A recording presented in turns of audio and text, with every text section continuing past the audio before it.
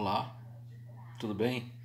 Estamos aqui para mais uma aula de geografia, na realidade retomar um pouco dos conteúdos que nós trabalhamos no decorrer do terceiro bimestre, geopolítica, pós-Segunda Guerra Mundial, Guerra Fria, a derrocada, a decadência do regime socialista. Pois bem, vimos que após a Segunda Guerra Mundial o mundo tomou outro rumo, tomou outro desenho geográfico. De um lado, o capitalismo liderado pelos Estados Unidos da América, de economia de mercado, propagandeando toda aquela prosperidade, aquele crescimento, aquele glamour dos bens de consumo. E do outro lado, o sistema socialista real, que foi implantado inicialmente na Rússia em 1917, depois ganhou corpo, se fortaleceu com a União Soviética, a chamada União das Repúblicas Socialistas Soviéticas, encabeçando o regime socialista. Então, o mundo pós-guerra foi o mundo da Guerra Fria, da bipolaridade, da constituição de dois grandes polos de poder e da rivalidade não direta, mas de estratégias, de corrida armamentista, de preparação, de encenação e jogo político, nos bastidores, da rivalidade clássica, socialismo versus capitalismo.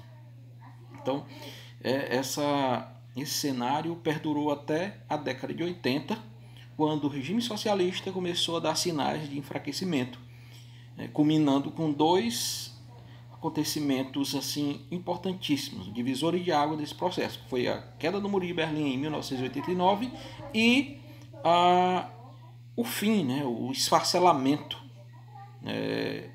de direito, vamos dizer assim, formal da União Soviética no início da década de 90. Mas nessas décadas que sucederam a Segunda Guerra Mundial, os conflitos localizados, as guerras localizadas, como a Guerra da Coreia, Guerra Irã-Iraque, Guerra do Vietnã, revelavam essa rivalidade pesada dessas duas megapotências.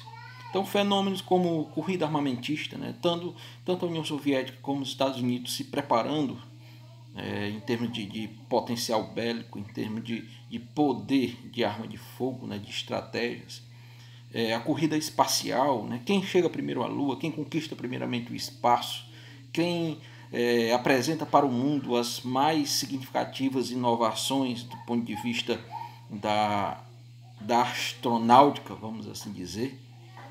Enfim, essa rivalidade ela esteve de maneira muito forte na chamada Guerra Fria.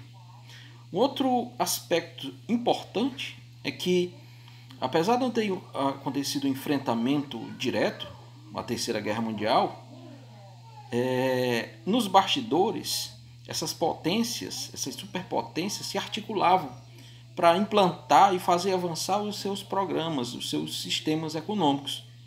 Por exemplo, aqui na América Latina, a União Soviética fez investidas muito ousadas, como, por exemplo, no patrocínio, no amparo que foi dado para que a Revolução Cubana viesse a acontecer em 1959 com Fidel Castro e Ernesto Che Guevara. E aí, por conta dessa ameaça socialista aqui na América Latina, os Estados Unidos criam uma política de fechamento das portas da nossa região, através do financiamento e de todo o aparato que foi dado para a implantação das chamadas ditaduras, dos regimes autoritários, nas décadas de 60, 70, podemos citar como exemplo a ditadura militar aqui no Brasil em 64, a ditadura do Pinochet no Chile em 1973, e tantas outras ditaduras no Paraguai, na Argentina, nos países da América Central. Enfim, a América Latina ela se tornou um quintal dos Estados Unidos, justamente nesse jogo geopolítico mundial. O fato é que quem perdeu realmente foram as democracias e esses países periféricos do mundo, África, países asiáticos e América Latina. Um outro fator importante é que, por conta da decadência do regime socialista, a Guerra Fria perdeu o sentido, perdeu a sua condição de existir, né? Então, o que motivou, por exemplo, essa decadência em um regime tão, em tese, bem montado, em tese, defensor da igualdade social? Na realidade, a igualdade social no regime socialista era uma propaganda, a realidade era bem diferente.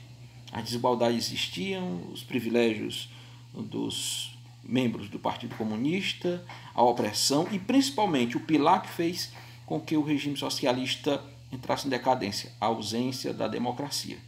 Então o povo se tornou, o povo do leste europeu, soviético, por exemplo, se tornou sufocado pela ausência de liberdade de expressão.